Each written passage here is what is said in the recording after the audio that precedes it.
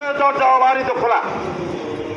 বন্ধুরা আমার, এই প্রেস ক্লাবের ভিতরে মেম্বার্স লাউঞ্জে একজন রাজনৈতিক নেতা যখন এসে চা খাচ্ছিলেন, সাংবাদিকদের সাথে গল্প করছিলেন, তাকে সেখান থেকে তুলে নেওয়া হয়েছে। প্রেস ক্লাব কর্তৃপক্ষ আছে কি নাই আজকে বলতে হয়। প্রেস ক্লাব যারা জন্ম দিয়েছেন, যারা এই যাবৎ করে নেতৃত্ব দিয়েছেন, তারা অশিক্ষিত ছিল। আজকে যারা দায়িত্বে আছেন তারা শিক্ষিত। শিক্ষিত বলেই আজকে রাজনৈতিক নেতাদেরকে প্রেস ক্লাবের মেম্বার লাউঞ্জ থেকে পুলিশের হাতে তুলে দেওয়া হচ্ছে, একটি কথা বলা হচ্ছে না। বন্ধুরা আমার, 4 জন সাংবাদিক, এক সপ্তাহের মধ্যে 4 জন সাংবাদিক পুলিশের গুলিতে নির্মমভাবে নিহত হয়েছে। সাইদ খান এখানে দাঁড়িয়ে তার প্রতিবাদ করেছিলেন। আজকে সাইদ খানের জন্য আমাদের প্রতিবাদ সভা করতে হচ্ছে। আগামীকাল কার জন্য প্রতিবাদ সভা করব, এই প্রশ্ন স্বাভাবিকভাবে আমাদের কাছে দেখা দিয়েছে। আমরা এই ধরনের ঘটনার তীব্র নিন্দা এবং প্রতিবাদ জানাচ্ছি। অবিলম্বে সাইদ খানের মুক্তি দাবি করছি এবং সারা দেশে সাংবাদিকদের উপর নির্যাতনকারী পুলিশ এবং ছাত্রলীগ যুবলীগের পেটুয়া বাহিনীদের দৃষ্টান্তমূলক শাস্তি দাবি করছি। সাংবাদিক হত্যার বিচার যদি যথাযথভাবে না হয়, সাংবাদিকদের আন্দোলন এখানে থেমে থাকবে না। আমার ভাইদের রক্তের বোঝা নিয়ে কথা বলছি, এই রক্ত বৃথা যেতে দিব না।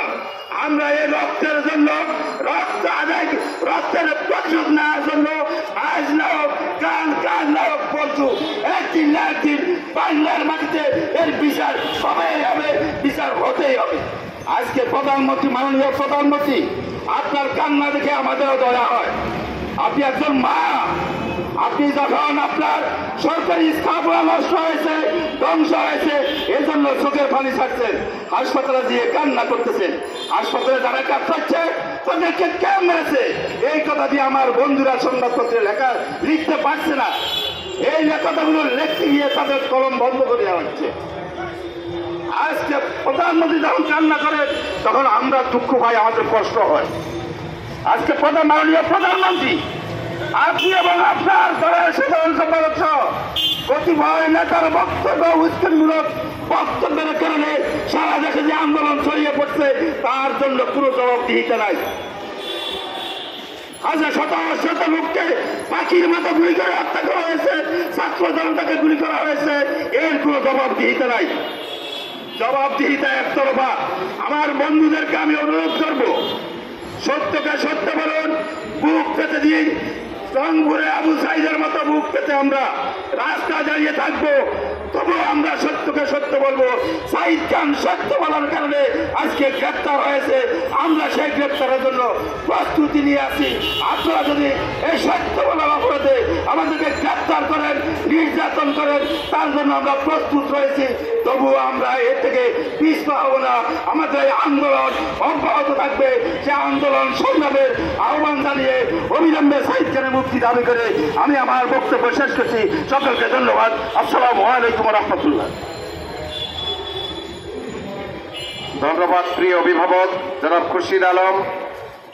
সংগ্রামী উপস্থিতি,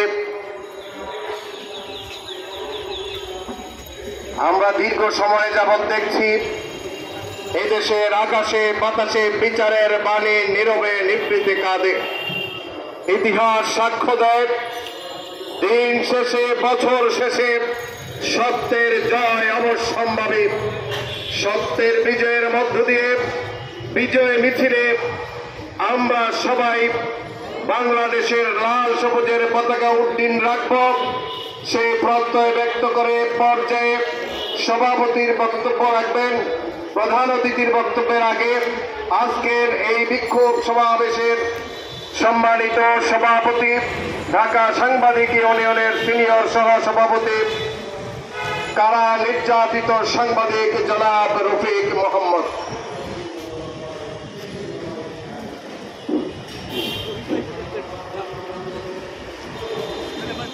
আউযু বিল্লাহি মিনাশ শাইতানির রাজিম।